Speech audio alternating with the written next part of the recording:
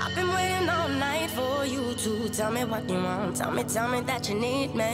I've been waiting all night for you to, tell me what you want, yeah. I've been waiting all night for you to tell me what you want. Tell me that you need me.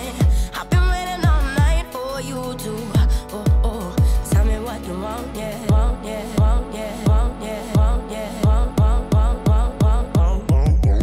I've been waiting all night for you to tell me that you need me. Tell me that you want me. I've been waiting all night for you to tell me that you need me. Tell me that you want me. Tell me that you need me. Tell me that you want me.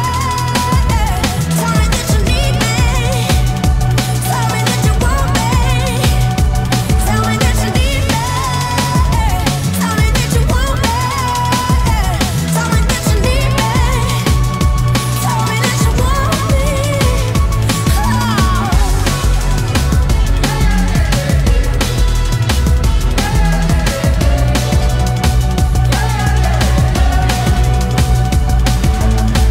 I've been waiting all night for you to tell me what you want. Tell me that you need me.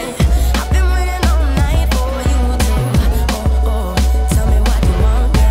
I've been waiting all night for. Vedem o atmosferă foarte puternică în care tinerii vor să demonstreze capacitățile lor, capacități de tineri talentați care sunt membrii Partidului Democrat, tineri care sunt și vor să facă ceva pentru viitorul țării.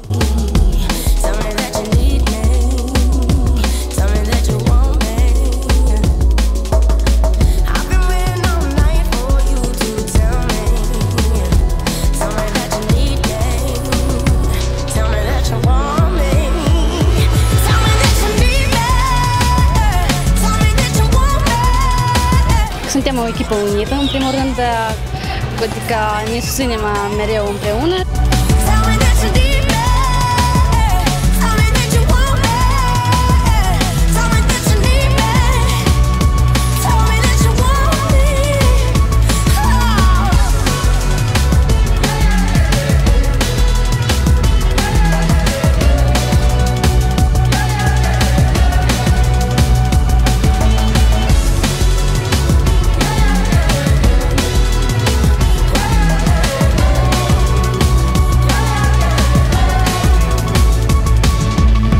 Atmosfera este una foarte și foarte plăcută, foarte și foarte călduroasă, e super, tinerii se distrează, tinerii sunt antrenați în competiții sportive, petrec timpul foarte util. Meciuri de volei, de fotbal, de basket, totul frumos, totul intrigant, suporteri de minune care fac gălăgie într-adevăr, își susține echipele pentru că suntem o familie mare, o familie de democrați care știu ce e asta distracția și știu ce e asta sportul. Tinerii se antrenează în exerciții de volei, de basket, de fotbal, joacă, se întrec, dar totul se petrece într-o atmosferă prietenoasă, colegială, solidară.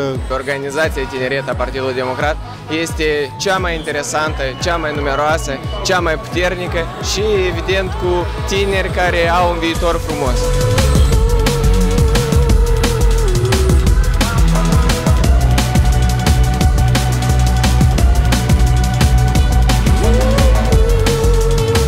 Mă bucur, Buiucanul deja a câștigat și la volei, au câștigat și la fotbal. Mergem înainte, sperăm să luăm locul întâi la toate probele.